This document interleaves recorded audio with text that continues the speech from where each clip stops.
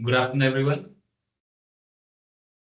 and welcome to this webinar series. And I hope that introduction of CDCP and Building Smart was good enough for you to understand about our initiatives. And this is a webinar that is, being there. We are conducting this over a fortnightly basis to, bring a different stalwart from the industry and talk on the subject. And today, what we have chosen as a subject for discussions with the team of our expert speaker is really unboxing the implementation challenges and really looking at the BIM Toolbox, understanding the essential part of softwares and then the roles associated. So whenever you start your BIM journey, we always come across how to start, what are the things, and what how to go about things, what are the roles that it really demands, what are the changes it requires in the skills. And for that, we have two of our speakers here, Dr. Bhargav and Paramjit, from Visilean. Dr. Bhargav is the co-founder of and CEO of Visilean, and with an early interest in computing. In fact, I didn't know that he started programming at the age of 11. The seed of his career were planted during his graduation in construction technology from CEPT University, post which he began leading process improvements and lean implementation on projects. He has a master's and PhD in digital engineering construction. Bhargav's research exploration focuses on improving production on construction projects with lean construction methods aligned with information management. As of today, Bhargav has authored about over 60 publications. That's great. I mean, that's not very well publicized, Bhargav. I think it's good to know that. And has led several research projects in the area. Work aside, he is keen in photography, reading, traveling, which I'm sure I don't know whether he enjoys, but he travels a lot. So that's about Bhargav. And then we have a fellow speaker, who will join probably along with is Paramjit Lota, who's an architect, with an extensive expertise in construction management. Param has successfully supported the delivery of complex projects in diverse industries across the globe with a strong focus in digital construction and lean practices. Paramjit is dedicated to driving positive change in the construction industry. At Visilean, he leads the customer success team and ensuring clients achieve their goals, and he helps them by leveraging their platform. This particular webinar is essentially a webinar about addressing the industry issue, and both are going to talk in general, not just about what Visilean does, but from an industry perspective, take on this topic and give you an insight about that. So with that, maybe Bhargav, I'd invite you and to take over the stage and please enlighten our audience with your thoughts. Thanks a lot, Sunil, and thanks for that great kind of intro. First of all, thanks for inviting both of us to this webinar, both CDCP and Digital Build India. I think you're doing a wonderful job. Our country needs it. The presentation kind of covered that. We have huge opportunities ahead of us, but at the same time, we have huge challenges ahead of us as well. If you want to deliver all that roadmap effectively, then I think we need to be smart. And I think today's presentation, we're trying to uncover what are the technology advances, especially when it comes to BIM, that we should be using in order to deliver our projects more efficiently. So with me, we have Param, and both of us are going to talk about this journey. We're not going to talk about Visilean at all, actually, but just going to draw our experiences in using BIM during sort of the entire life cycle, during different stages of the project, and how can we do this more effectively. As a side note, both of us actually also teach a studio program at CEPT in the Master's Program of Construction Management. And we actually take students through this entire journey. So quite a lot of this is also very well connected to what we do there. So it's very interesting and very happy to bring all of that to this webinar. So thanks, Param. Next, please. Okay, so just want to take you through what we are going to talk about, a brief agenda. So talking about BIM, how it has evolved, where it was, let's say, 20 years ago to where it's now. What are the essentials? How do we actually unpack, BIM? How do we then enhance? What are the value drivers? How the industry is using it, and a visual walkthrough, different applications, and what can be done with BIM. This is where we're most excited about. And then how can you build your own BIM tool set? So these are just the overview of the topics that we're going to take you through. Uh, my own journey with BIM, as Sunil mentioned, both my master's and PhD were in digital construction. In fact, I wrote my master's thesis on virtual reality applications for construction management, which later on became 4D. So I work very closely with tools like Navisworks and so on to kind of bring research into how can we enhance construction management using simulations. And you can imagine that in the early 2000s, BIM was just sort of getting above the surface. So very interesting as a concept. I remember the days when majority of the 3D modeling was done as just 3D Studio Max walkthroughs. So from that, the emergence of the concept, and I'm not even going back to 1975 when Professor Chuck Eastman wrote the first paper on introducing BIM. BIM also kind of course, developed in the 80s and the 90s, but at a very low pace. The early 2000s is when it started to kind of pick up this pace, and the concept started to emerge. But it was then limited to early adopters and research pilots. Some few projects would use that. We then in research will pick up on that and sort of highlight, what are the benefits of BIM, to the general industry players, and then try to influence policy. I still remember when we hosted the workshop with the UK government when they actually announced the BIM initiative in the UK in 2016. So that became a sort of a landmark moment in the world of BIM, especially in Europe. So this is how it sort of then started to pick up on adoption. But back then, primary use cases. Sorry, Param, I was just gonna talk about one more thing. The primary use cases were 2D CAD with manual coordination to then moving into some 3D coordination. The workflows were very siloed. Everybody was developing their own sort of standards and methods and things like that.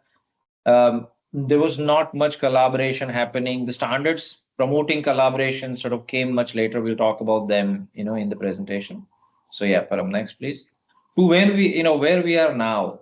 So here, I mean, I wouldn't say that we are already there yet, in terms of full maturity, but we have made huge progress. And I think the last sort of 10 to 15 years, they have been absolutely, we've seen the shift in how BIM has sort of come into its own.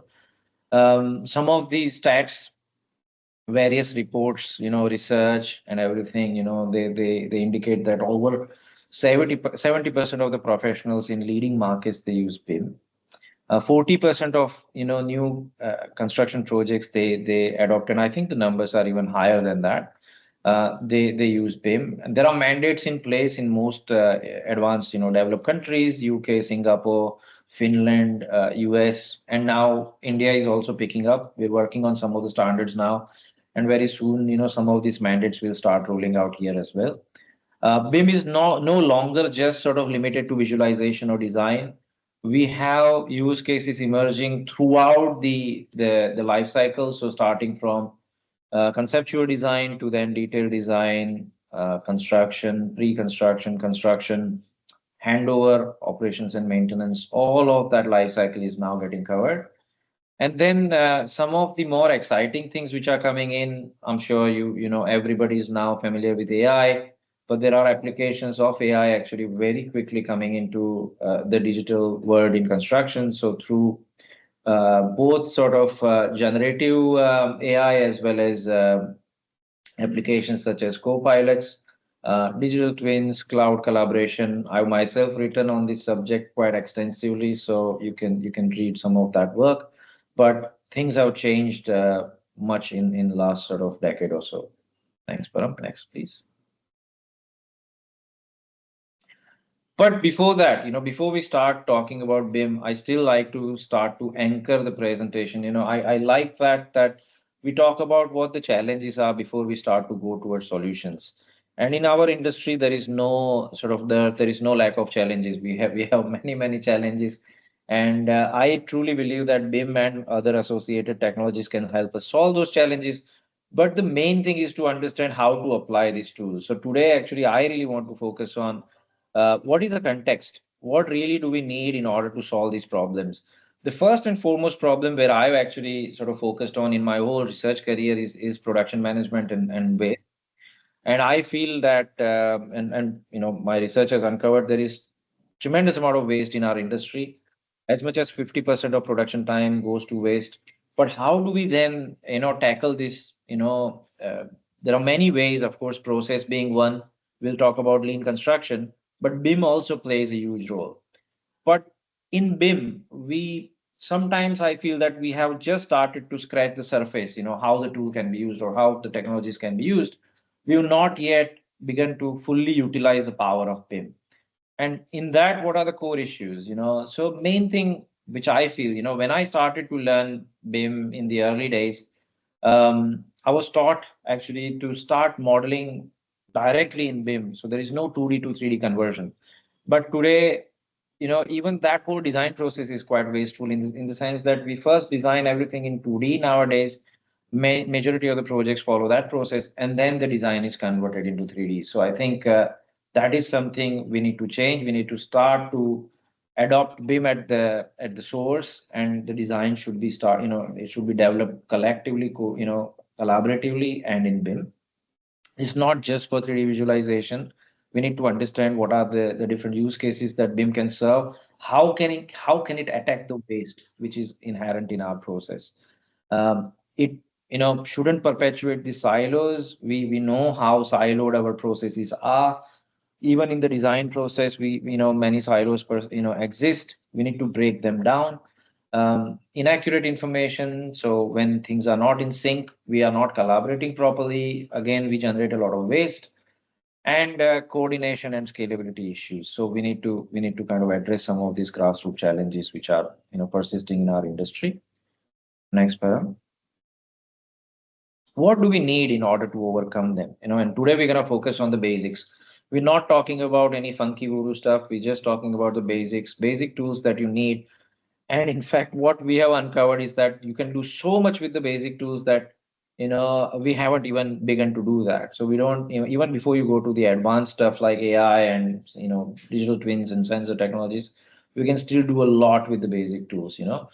The first and foremost, this is what I teach as well, and very, very core to my heart is that what is the intent? What are the business cases? We're going to talk about ROI and things like that later on. But the main thing to understand is that what are the problems that we are trying to solve with BIM? What is the intent of using the model on a project or within an organization, within a supply chain, and so on? We need to define that properly. That should lead to a good sort of BIM execution plan, laying down the rules about how the model will be developed, how the information will be exchanged, what are the protocols to be followed, and then going forward with the modeling process. That's the most crucial aspect which I think we need to focus on, and that should start to bring you results. Luckily now for us, because when I started, we did not have any standards. We were actually developing some of them back then. I still remember I myself contributed to PAS 1192, which then became ISO 19650. It lays down the standardized workflows and protocols. We can even have a separate webinar. I mean, that's for Sunil to decide, but you can even have a complete webinar on ISO 19650 and how it can help with this sort of process. But my suggestion is that we should really start addressing the workflows, in a very standardized way. And the other most important aspect is addressing people. Technology is one aspect. Processes and people are equally as important. And if we are stuck still in the traditional processes and just trying to bring technology to overcome, we're not going to succeed. In my own research, I found that the impact you're going to make just with technology is maybe 20 to 30%. If you bring people and process and then enhance with technology, you start to go upwards of 70, 80, 90%. This is kind of the biggest, takeaway for me. That training and change management across teams, education is very important. Next, please, Param. Okay, so what are the essentials? And I'm going to leave the rest to Param. I'm just going to talk about, the basics in the life cycle. I'm pretty sure everyone's familiar with kind of the authoring. The core of BIM is this 3D BIM modeling. The basic definition goes that, of course, it has to be parametric and not just 3D geometry for visualization purposes. So the model should be intelligent, and there are many. We're not going to name the software, but there are many tools and software systems out there. There are various ecosystems, with large players, with some small players emerging. You can pick up on any of them, and the maturity they have reached now is pretty good. So no matter which ecosystem you're going to operate with, you're going to get good results. But the idea, as I said, is to cover the basics first. So what are the stages where you can use this? In planning and design, of course, starting with the authoring, 3D BIM modeling, design coordination. It's not just about creating the model, but actually coordinating between design players and making that, inherently the design process more efficient is very critical. And this is what BIM can actually achieve, because it's a very rich visual platform through which design can be exchanged. Clash detection, again, making sort of getting design right the first time. So avoiding clashes both during the design process as well as during the construction process reduces tremendous amount of waste, contributes to lean principles. Um, Looking at how do we collaborate with each other, how do we use what kind of tools available. So again, every ecosystem has some kind of a common data environment or collaborative platform tools available through which you can exchange this information. Again, when I started using BIM, we did not have any of that. So we had to then exchange all this information manually. You will have to store the models on some servers and then exchange them, sort of directly. Nowadays, we have version control and everything has become much more sophisticated. So CDEs which correspond to these standards, such as 19650, are highly recommended at this stage. You can then take all the information you generated and then take them towards tendering. So writing specifications, generating cost estimations through bill of quantities and things like that, and then evaluating different bids, encouraging your supply chain to then supply you with their construction intent through 4D and 5D BIM. I think all of that kind of again enriches that early stage of any project. Then going towards construction, again, you can take that model and start to use it towards construction. So scheduling is one of the most important sort of aspect of that, planning and scheduling. We actually at Visilean sort of work quite heavily on that. You can use the model to visualize the schedule. You can use the model to even now generate the schedule. So that's become quite powerful. Logistics modeling, how the model can help you visualize the challenges regarding in regards to logistics, but also from managing the project. So things like cost monitoring and so on. So how much quantities of work has been done and things like that. So 5D BIM can help with that. Param will show you some examples of what that looks like. And eventually, once all of this is complete, using then the model in O&M phase, operations and maintenance. Again, 19650, ISO 19650 says that we should actually start with the end in mind, meaning how the model will be used during that stage and work backwards. And I totally believe in that. Only then the model will actually achieve that intended purpose for the client and the facility owners to actually then operate that facility in a much more intelligent way. Again, reducing the life cycle cost, achieving green sort of objectives, sustainability objectives, and so on. So BIM can contribute, very heavily in that as well. Again, 60 BIM and 70 BIM and so on. So there are many, applications out there for that.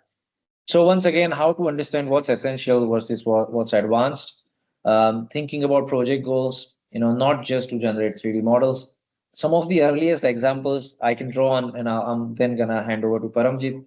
My own interfaces with BIM, very early days. I'm talking about early, say 2005, 2006 to 2009.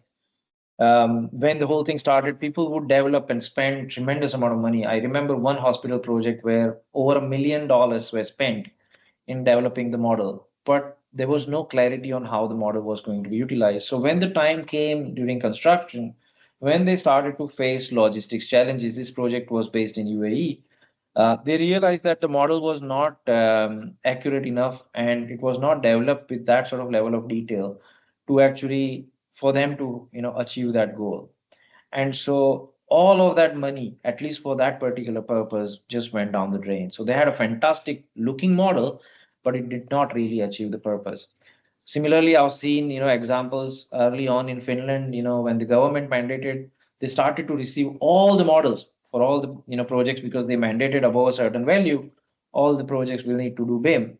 But they had no idea what to do with the models then. So then they started to kind of think about, hey, we need to think about this first. So the point is, start with the goal in mind and then work backwards to say what do we need and when do we need it, because it's very important that you get the information at the time that you need. If it's too early, you're going to waste a lot of time and energy in keeping it updated all the time. If it is too late, the ship has sailed and the use case is gone. So you need to focus on what's the right time, and you need to understand, you need to map that out accurately. We call that synchronizing your level of detail, your level of development of the model versus the level of schedule of your project. So you need to synchronize both of them together. So think about outputs first and work backwards.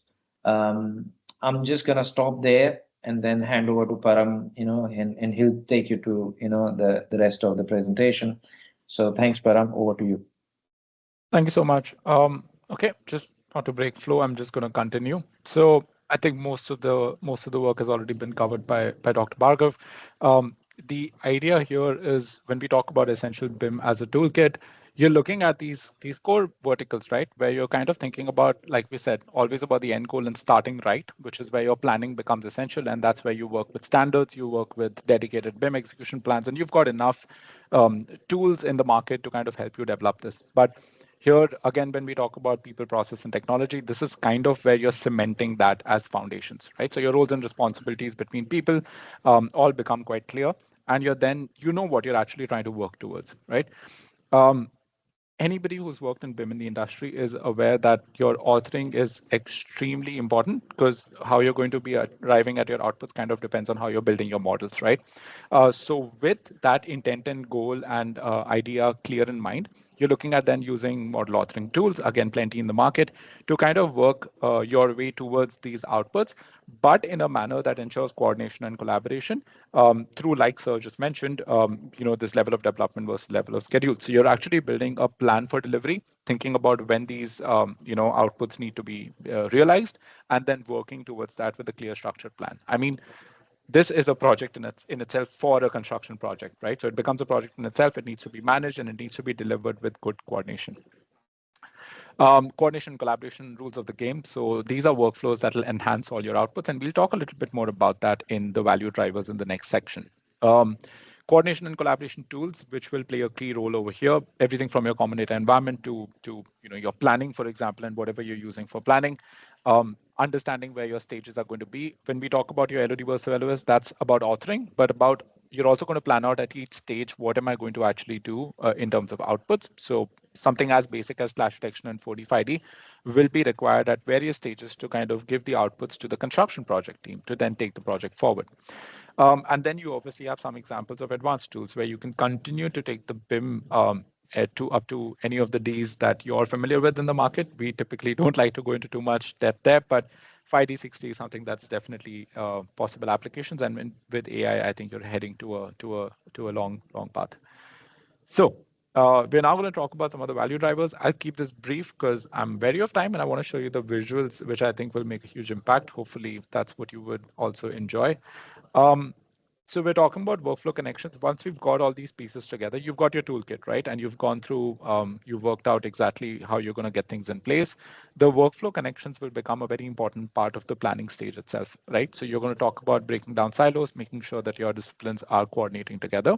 But it's not just that your disciplines coordinate together, you do it through phases as well. So it can't just be, hey, early on schematic, let's all work together and then forget about everything else. Or, hey, let's bring everybody together right nearing sort of our, construction readiness. That's not healthy because you want to start from early phases, see it through, as well as do it with all disciplines in synchronization. And all of this is achieved through real-time coordination. I mean, this really has to be as real time as possible. Just like project teams on site need to coordinate on a daily basis, your design development and your readiness to construction needs to also coordinate on a regular basis and do it quite real as far as possible in terms of real time. Follow standardized protocols. There are definite sort of standards available that will help you do this. And then, do your early detection of clashes, issue resolution to make sure that all of the content is ready, which will be then passed on through effective handoffs, right? Because you're going to need these to transition through the phases like I spoke about earlier. When you talk about passing information and sharing information, it becomes really, you're dealing with a lot of data and information whenever you're talking about BIM. I mean, you've got information in BIM itself, right? So that piece of BIM, which is information management, becomes one of the core foundations. And while this is practically essential, it needs to be enhanced through various different techniques. Again, you have a lot of options over here, but you need to layer that so you're constantly generating more value. And again, these are not things that you can get right the first time. It's about really contextualizing it, which again, we will talk about very shortly, but it's really about contextualizing it to make sure that you're learning from your own shortfalls, you're learning at each step, and then contextualizing it to your projects, your teams, and then making sure it's working out. But essentially, the idea is that you're looking at sort of clear information standards for exchanging data, how you're going to be building the data into the model, how you're going to be authoring it, and how are you going to do your quality checks at what stages, and then making sure that the information can be dispersed to the wider team. This is where your CDE will come in. This is where your plan for all of the outputs that you need to derive, all of those will come in.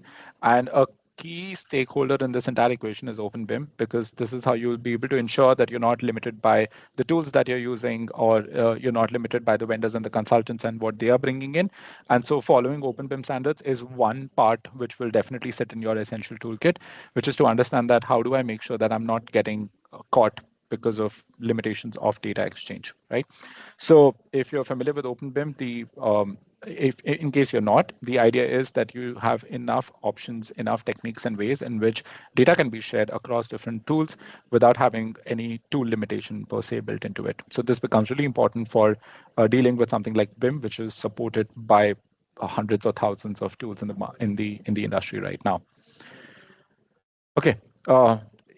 I'm sorry, but we're from Visilean. We typically don't skip lean as one of the integral parts of any sort of delivery that we do. This is foundational and fundamental to everything that we offer and we do in the industry and the clients that we work with. And again, there's a lot of work that Dr. Bhargav himself has done in the integration of lean and BIM.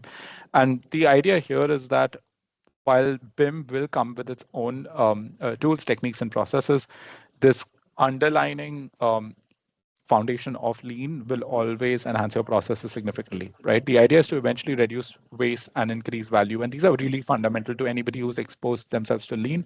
But at each stage that, like we spoke about earlier, it will enhance the outputs that you're going to be able to generate. It'll play a key role, even in the studio that Dr. Bhargav spoke about that we cover.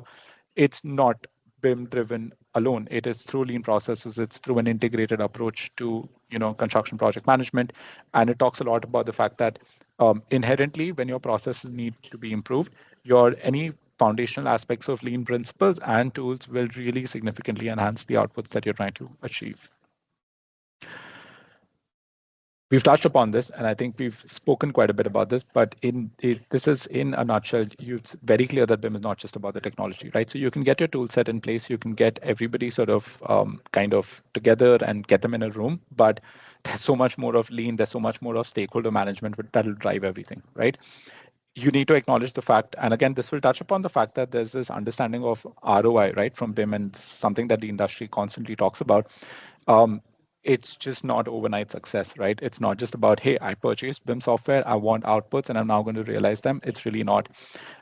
Everybody from, let's say, your stakeholder management, from leadership down to your users, down to your process operational teams, to the processes that how you're getting your coordination done, how's collaboration happening, and whether you've actually taken the training and set up the culture of building all of this together. all of these components will play a significant impact. This is where, in terms of essentials, you will have to define clear roles and responsibilities, work with stakeholder management, and do regular coordination and clear communication. I mean, for project management professionals in the audience right now, communication is such an important factor and plays a very significant role. And here as well, it's not just to say that we should communicate well. You need to build systems in place that will help you do that. So this becomes quite central as a value driver. And you've probably started to notice that the value drivers also seem like essentials, and that's also because the value drivers truly will cannot be taken forth later. They have to be integrated within sort of the approach that you're taking, but there are ways to go, and there's a stepwise approach where you can kind of slowly build on those value drivers and contextualize them to yourself. And similarly, when you're talking about processes, you're practically getting rid of this idea of, through BIM and through digital delivery, kind of getting rid of the idea of constantly looking at reactive as the go-to solution for construction projects, right? We're dealing with issues, we're constantly dealing with firefighting, but it's become the norm that you need to go to site to understand how site works. It's quite unfortunate that that is the situation, because honestly, that doesn't need to be the case. We've grown up, we've learned in the industry that that's what it is, that site knows best, but we just, unfortunately, the truth is we just didn't prepare enough. We weren't ready, we weren't proactive enough. We have the tools in place now that can help you proactively realize a lot of the mistakes that you're going to do down the line. And I'm sure you're familiar with this. Anybody who's done, why is clash detection and resolution one of the biggest uptakes through BIM right now? Because it's basic, it's kind of easy, it's become the norm, but it's also like such a strong value driver, right? Everybody knows that if I can reduce rework on site, I'm going to be finding a lot more benefit from it. So that's one part, but this proactive approach goes into many different layers, and that's something that needs to be thought about. Some examples are collaborative resolution, using big rooms as a concept to kind of get people together. Again, Dr. Bhargav has written a paper about virtual big rooms that I'll show you a snapshot of, which can also be really helpful considering that we have so much of virtual interfacing like right now. So there are ways, but this proactive approach and this breaking this understanding of site is how it is and that's the condition really needs to happen from the basics. And in terms of value drivers, of course, AI is going to play a critical role. AI is already playing a critical role. We're looking at various different cases that are going to be coming up that are already, you've looked at generative design, you're looking at automated clash detection, you're looking at constantly kind of running clash detection in the background just to make sure that as you're designing, you're kind of realizing that, okay, this is not feasible for the other consultant. This is where we're going to constantly sort of clash or have a problem. It's really sort of playing a major role, and it will hopefully alleviate some of the pain points of the industry in terms of just utilizing or deploying BIM, right? And this again goes into our skill set growth and training and how well can we actually utilize a lot of these outputs. But in terms of the role it's going to play for your 4D and 5D and predictive analysis, that's going to be extremely powerful. Running simulations now will become quite interesting. Visualizing them in 4D and 5D will be actually quite a game changer.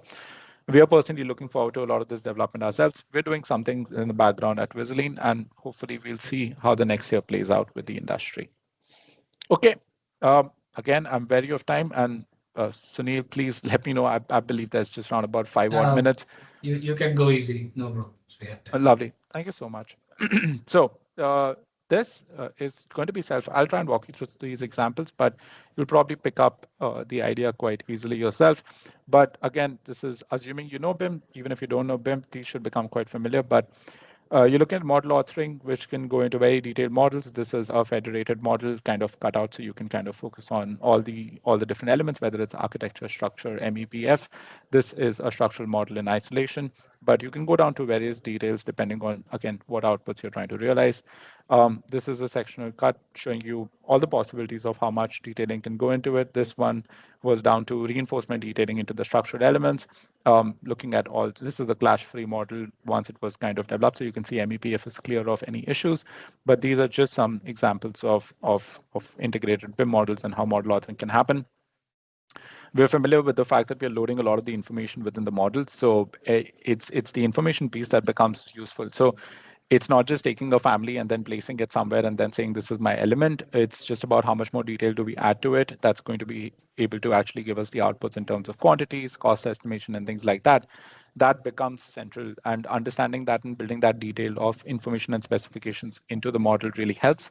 And there are various different ways in which we're able to do that. So you can see the different kinds of ways in which we're putting down information for each of these elements. It can be something as basic as this versus something that has complete reinforcement detailing. So that's your transition from your different LODs, which is probably 300 to 400. But that will allow you to take GFCs. This will not allow you to take GFCs, for example. So these are the kind of ways in which you start to realize how much of an impact your model authoring is going to have on the outputs. You're familiar with the fact that quantity takeoffs are possible, quite easy, and very, most importantly, very accurate, right? So while they do save time, they do ensure accuracy. If we're doing, this is something that's become quite a desire in the industry, but if you're going to do tendering through BIM and not drawings, BIM becomes that central piece that is going to provide us all the information. So I'm not depending on a separate BOQ or a different mechanism for taking out my quantities. That model, which is transferred by the customer for tendering, is now the central piece to take out quantities, to derive costs from. And so it becomes a very central language, which cannot be sort of, you can't sort of modulate it, right? You can't have inferences around it. It's pretty straightforward. And that's really where the industry wants to head, where we can kind of centralize all of our interactions through BIM. Clash detection, as you're familiar with, again, as we spoke about, one of the biggest use cases and extremely, extremely useful. It's very evident clash over here with the staircase, and then a lot of your HVAC pipes going from here, detected through running the clash detection tests. And these are done through various different mechanisms. But again, anybody who's done model authoring in any format knows that there's a lot of cleanup that needs to be done for clash detection. You need to understand where accepted clashes are going to show up, where model overlaps are going to show up. But to really filter out and then get down to the bottom of like true clashes is an important job. Raising RFIs after that, not very healthy. Doing ICE sessions, integrated construction, concurrent engineering sessions, and then getting everybody together, resolving clashes together, resolving design, taking design decisions together through big rooms. That's where things become quite interesting and useful. I think we saw a small thumbnail of the snapshot earlier, but BIM then gets into site logistics planning. You can get into very detailed 4D simulations to help you do site logistics as well. These can be done for various different kinds of models. These are all, by the way, industry examples of where this has been deployed. Extremely useful for tendering as well. When you're going to be getting into, as a contractor, if you're getting into a project and you want to showcase how you're going to be attacking the project, whether it's greenfield, brownfield, that visualization and your planning kind of gets reflected quite easily from the models and becomes really very useful. 4D BIM simulations, as very, very familiar, I'm sure, for the most of the industry over here, but model readiness for 4D is probably least understood in the industry today. That's something that we come across quite often, but models which are more developed through a pure design intent are never 4D ready. And that's the reason you can see that there's a complete phase of constructability and construction that's not been thought about. And so having your models like broken down into pores, having your vertical elements split, having your MEP elements divided according to your planning, again, that becomes a very central piece because it really has to kind of reflect that. And so you can have very detailed sequences, but there's a lot of work that needs to go into building these models right to generate the outputs that you require. Here you can see a very clean, structured kind of pore sequence that helps you actually showcase your pore planning and how you'll be attacking the project. We spoke about advanced uses, and you do have the option of getting into energy analysis and simulations. Again, this is becoming quite relevant in the design realm right now when it comes to BIM users. Modeling accurately for these outputs and doing the energy analysis at like schematic and conceptual stages also becomes really powerful so that you're taking the right design decisions from early stages. And then when you talk about construction, you've probably seen some of these drawings which are colored and then presented. You can start to see that now with connected models with schedules, these updates that reflect live on the model will start to show you quite a lot of detailed progress quite easily. The reason I wanted to show you this example is because this one is fantastic when it comes to sort of 4D readiness. Here you can see how much of each of the element is broken down into constructability, whether it's vertically or horizontally. And so as progress is happening, you don't have to wait for 2 months to kind of see the whole part of the wall come up. You're going to be able to see it in its sections and its lifts, right, as we do it. And so that really enhances your visualization. And this is all goes back to doing the model authoring in the right manner. So while it's really important to kind of acknowledge the fact that your model is the means to the end. So when you're trying to achieve these outputs, even for like 4D, for example, over here, your getting the model right and having that understanding and working with teams to make sure that that right information is plugged in really plays a crucial role. This is a comparison between sort of plan versus actual, so you can kind of see where you are supposed to, where you were supposed to be and where you are today. Issue management for anybody who's dealt with design issue resolution. BIM, again, completely changes that overlaying of two CAD drawings into this more interactive, more intuitive mechanism in which you can kind of collaborate and work together for issue resolution. And then again, 4D BIM can go into various different use cases, especially when it comes to production controls. You can visualize what's the work that's coming up in the week to come. You can actually work with your trades and see, okay, are we working here? Are we working there? Is there going to be a potential problem? If you've got prefab manufactured units that you're going to be sort of assembling or getting delivered on site, you can actually plan for that as well quite visually, and then see how that sequence of works is going to play out.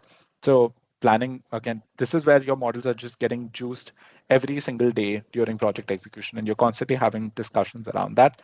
And then learning what's gone right and wrong, which is, you know, your BIM and your reality capture, which is either through 360 or through cameras or through drones or whatever, are going to be help you do a comparison to kind of understand where were we supposed to be, have we achieved the outputs as we desired, and this again plays a very important role. And as you continue to develop the models into 500, you will be able to take them for as built. So you're kind of upgrading the models to ensure the information is recorded. For the projects that we're delivering nowadays, especially in India, that information is going to be priceless down the line. They're going to be required for the kind of facilities that are coming up. And then again, some other examples of point clouds with 4D progress. You can also get a comparison of how far we've come, what does it look like on the ground, and then do a comparison. You've got the option to do field to BIM to field, where you can document like we just did from the field and take it to the model, and then take the model also to the field and utilize that. Again, different tools that kind of allow you to do this, but reality capture in different formats plays a pretty important role here. And then again, how does that kind of look? You're visualizing the project, you're ensuring that your quality checks are in place, and you're doing all of the preparation before hitting site. You can visualize what you're going to be building on site as well, and then you're visualizing progress as it starts to come through.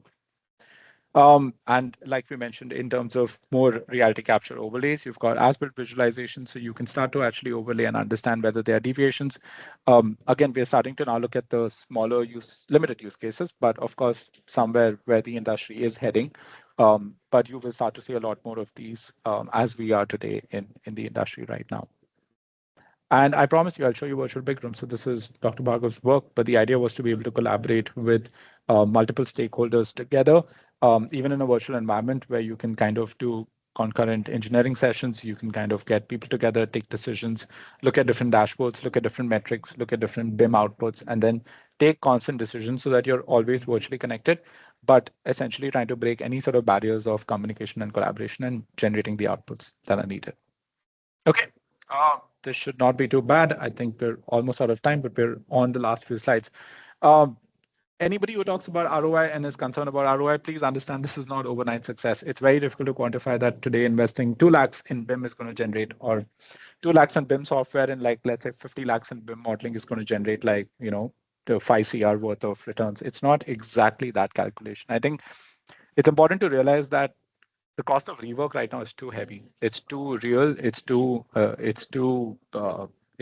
just there, and you need to kind of realize that cost of rework, that cost of problems on the ground, that cost of project delays, where projects are running like 8 months, 9 months, 2 years delayed.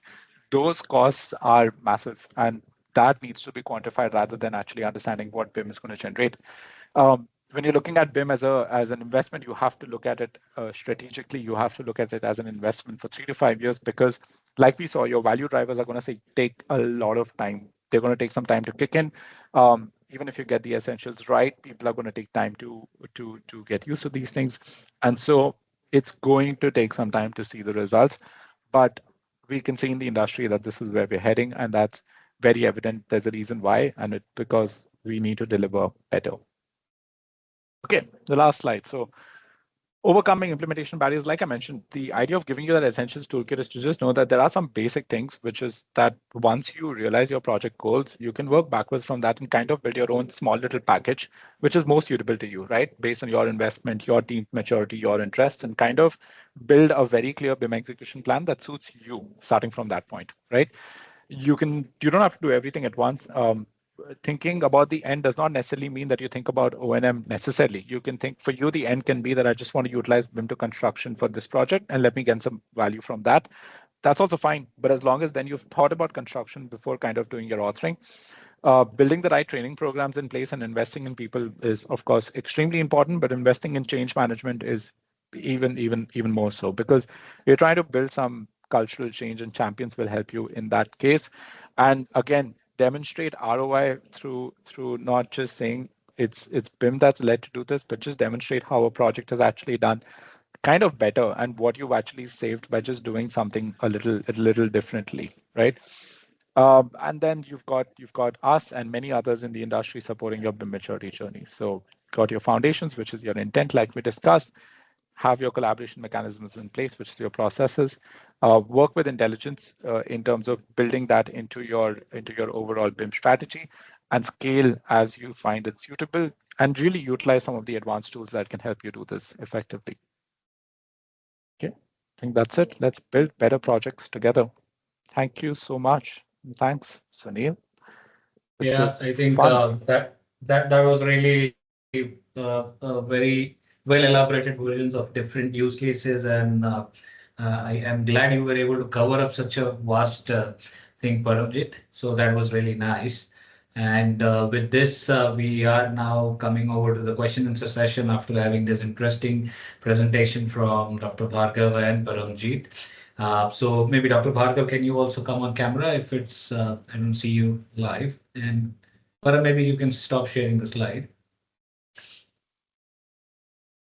Yeah, as we are nearing the end of the session, and I think you have set the context and explained probably a lot in that very limited time. So we have some questions, and probably I'll leave one of you guys to kind of answer this. One question is coming specifically to you, Bhargav, saying if you can specify what is the biggest challenge or failures that you have observed during BIM implementation at site, and how such issues can be effectively overcome.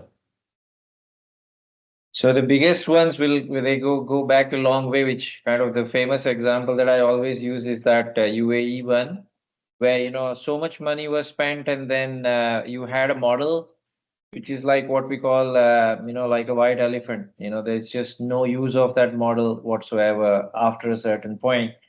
And all the model developers were gone by that point, meaning you had to restart the whole sort of problem. And the reason behind that was that, like Paramjit just mentioned in the last slide, they did not really start by identifying the use cases in mind, like what really were the stages at which they wanted to use a model. Today, if I talk about today's challenges, and we interact with a lot of BIM service providers as well. As you can imagine, I mean, we absorb a lot of models in our daily work, and then we have to mobilize those models on the ground. Our biggest challenge is today is like there is no sync between, again, I mean, it goes in the same direction, that the model development is not synced with the project development stages. So when we get the model, it's probably not. So for example, if you want to get a GFC out of the model for a pour cycle, you're not really ready for that. Like the model's not yet there. And then so many times we also figure out like that it's missing some of the details that the site teams really need. And it so happens that even Param's team, they end up putting some of those details themselves. Like, although we are not model development companies, we are not a model development company, we end up doing that ourselves because the model's missing some of those details. So it's about getting that sync right in terms of like the level of development, LOD of the model versus the project development stage, and how we want to utilize the model. So that's kind of, I would say, one of the biggest challenges we see. The other, I mean, look, the other problems are very specific. So in some cases, when you have a low quality model, you have to redevelop the model. Like, they say, oh no, we don't really expect this. So we have to send it to somebody else and those sort of, but they are very specific to, But I like the specific, emphasis that you have made on the use cases, that if we keep the use case in mind, and thanks for being very, transparent with the people, because most of the time when people come on webinars and events, they only show the fancy picture. But it is good to accept that we do have problems with the quality of models. We have that as a challenge and we have to overcome that. So tabling that is very important, and I really appreciate your humble opinion there. And I feel that that's important for all of us to accept, so that we can work and improve on that. Bhargav, one more question, which is not probably BIM, but there was a recent, and this is again related to the subject, how the tools and softwares, and BIM just doesn't mean 3D. It's a vast information landscape that we have. There was a recent news that said about 56% of the skills that is required in project management will become obsolete. So whatever we are doing right now, because of digital interventions, these are going to become obsolete in next 3 to 5 years. Now that's the rate of change that we're looking at. Now, if you can just, you come from a project management expertise, and we can draw a parallel on architecture, structural and other aspects also, because this is the impact of technology that is going to, bring about a change in our jobs, the way we do our businesses. Now, how does the project management fraternity is dealing with this with reference to the change? And if this is the situation where you will have 40-50% of the skills that is there currently becoming irrelevant and all new type of skills coming in, how is it coping with that? Look, I think the more mechanical, the more mechanistic type of activities which can be automated will be automated. I think that's what. So anything that's related to kind of drafting perhaps will start to get automated. Project management, I think, look, we ourselves are like trying to. We have a PhD student in the UK we are sponsoring, who's looking into how do we develop 4D models automatically, and I mean, once we succeed, of course, some part of that, like you said, 40-50% of the skills may become irrelevant. But I think what's becoming more evident is that still, I think we require the basic skills of like model reading, interpretation, making sure that it's a quality model. And again, what we just discussed, like what are we going to do with that model? Like AI cannot really decide that on our behalf. Meaning once the model's there, because even today, if you think about it, like the model or the creation of the model is just, in my opinion, is a small part of the puzzle. What you want to do with the model, in the sort of life cycle is where the game is. And I think that part will still remain very much in play. And I think project management tackles, with those sort of challenges. So I think they pretty much will remain sort of intact. But Okay. yes, you will want to develop skills in terms of how to differentiate between a good quality model versus what's missing and things like that. We have a couple of more questions. So if we can now do kind of a rapid fire, that will help. Okay, we have another question from Asad Khan. And to make it very simple, BIM implementation is all about change. It's a transition, it's a change. Now, what is the biggest, I would say, what is the best practice, like maybe the most important success factor to bring about this change in any organization? What works? So what is the biggest success factor in terms of how do we drive Bringing change? about a change? If a company wants to adopt BIM, they want to transition from traditional to a BIM-based workflow. What is that most important success factor you feel, for that organization? Like, what is the most important thing? I think for every organization is different, but personally, I feel that take whatever the lowest hanging fruits, meaning what are the most pressing problems. For some organization, it could be design coordination. For somebody, it could be, realization, like in terms of clarity, like avoiding waste and things like that. Attack those first and prove that this process, whatever you established, I mean, this is what we've been doing in Ahmedabad. that, Paramjit, for example, he's one of the biggest change agents here.